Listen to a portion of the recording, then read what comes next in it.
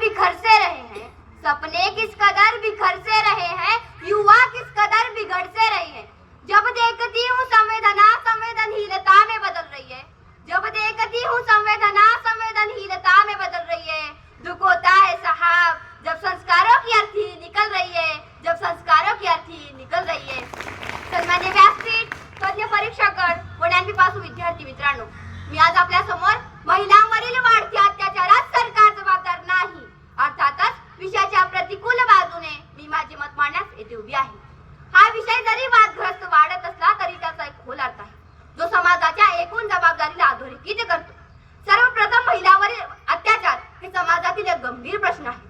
3 वर्षाच्या लहान मुलीपासून ते 75 वर्षाच्या वृद्ध महिलेवर विनयभंग, अत्याचार, बलात्कार होत आहेत आणि एकंदरीतरित्या फक्त सरकारला जबाबदार आणि दोषी ठरवणे हे चुकीचे ठरते, कारण या समस्येची मूळ अनेकदा समाजातील लोकांच्या मानसिकतेने आहे।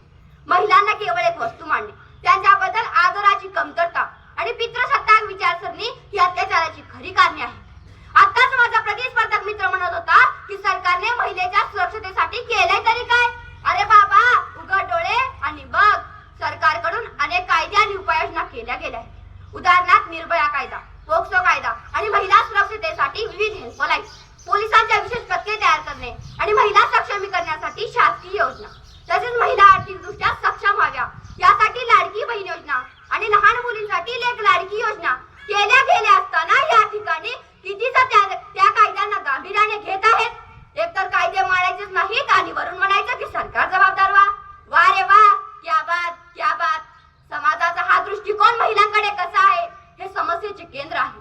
घरातूनच मुलांना योग्य संस्कार देणे, स्त्रियांबद्दल आदर शिकवणे ही जबाबदारी आई वडिलांची आणि समाजाची नाही का हे पण सरकारनेच केलं पाहिजे।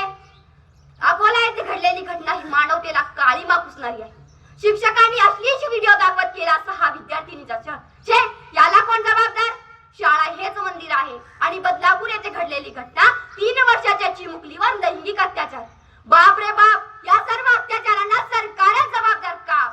आताच माझा प्रतिस्पर्धक म्हणत होते की सरकार गुन्हेगारी आणि अत्याचार करणाऱ्यास प्रोत्साहन देते म्हणे। मी तर कधीच पाहिलं नाही की सरकार दूरदर्शन आणि वृत्तपत्र या माध्यमातून अत्याचार करण्यास प्रोत्साहन दिले किंवा इतर कोणती जाहिरात दिली तर ती उलट महिला सक्षम झाल्या पाहिजेत यासाठी अनेक उपाययोजना जाहिरातीच्या माध्यमातून दिल्या जात आहेत।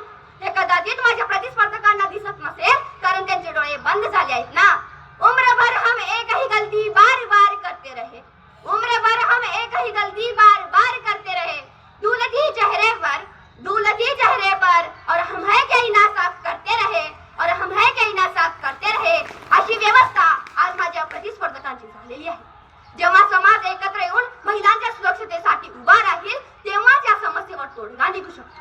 अत्याचारांच्या घटनांना रोखण्यासाठी केवळ सरकारवर जबाबदारी टाकून चालणार नाही तर प्रत्येक व्यक्तीने आपली भूमिका ओळखून काम केलं पाहिजे। शाळा, महाविद्यालय, कुटुंब या सर्व ठिकाणी स्त्रियांबद्दल आदर शिकवण्याची गरज आहे। मुलांना लहानपासूनच समानतेचे धडे दिले पाहिजे। सरकारने केलेले प्रयत्न हे नाकारता येत नाही, पण सरकारसोबतही समाजातील प्रत्येक नागरिकांची ही जबाबदारी आहे।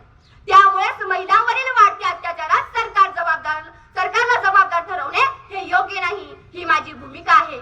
जाता जाता एवढेच म्हणायचे वाटते की तेरी मुखछाया बनकर रह लिया बहुत, तेरी मुखछाया बनकर रह लिया बहुत, तेरी क्रूरता और अत्याचार सह लिया बहुत, अब ना रुकूंगी अब ना डरूंगी, अब ना रुकूंगी अब ना डरूंगी, पीछे एकदम नहीं हटूंगी, आगे बढ़कर बस अपने लिए लड़ूंगी, बस अपने लिए लड़ूंगी। एवढे बोलून मी माझी भाषण संपविते। जय हिंद, जय भारत।